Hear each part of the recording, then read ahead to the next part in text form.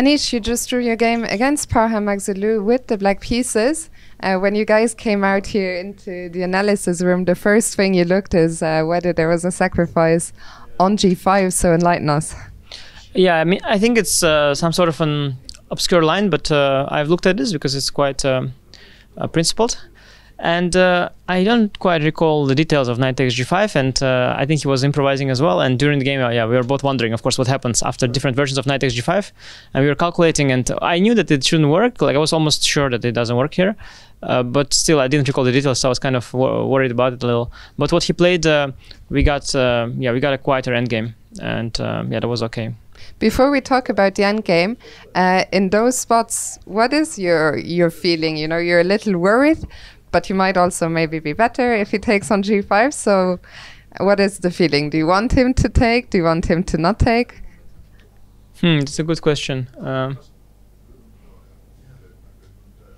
Very good question. Do I want him to take? Yeah, I think when you play a game, you don't phrase your mindset this way, because if you don't want him to take and he takes, then you feel even worse.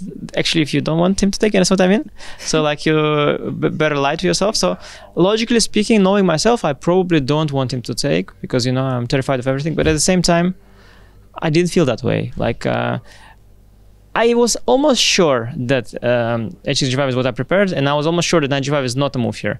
So I was not that worried. Yeah, I thought it would be a fun challenge to... and I guess I would be able, I thought I would be able, because it's a very concrete position.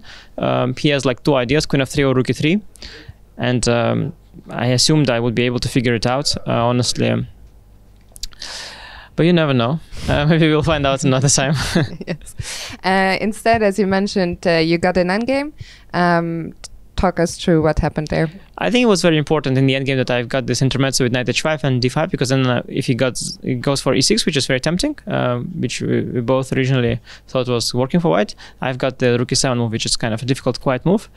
And so I keep the position closed, and then there were very small nuances. I think I regretted slightly putting my rook on d8. It was very natural, but then I realized that I didn't need that move. I could go knight g7, maybe slightly more accurate, so I thought maybe he's slightly better now, but it was so little. And then I think he played a bit inaccurate with bishop e3 first, and his body language looked like he wanted to make a draw, and I thought before that move that maybe I'm very slightly worse, certainly not better.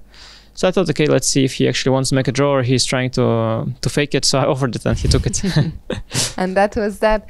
Let's look to tomorrow now. You will be playing certain Magnus Carlsen. You guys have a lot of history here in Wijk. Is that a special game for you? No, I don't think it's special yet, but maybe it will be. We'll see. Yeah, it's interesting. We both have a lot of time now. I saw he was also, you know, went quickly to prepare instead of dragging it out against Dink. So we'll see what we come up with tomorrow. And yeah, I think we're both on +1. And yeah, a lot will depend on combativity of both of us, because I play with the white pieces.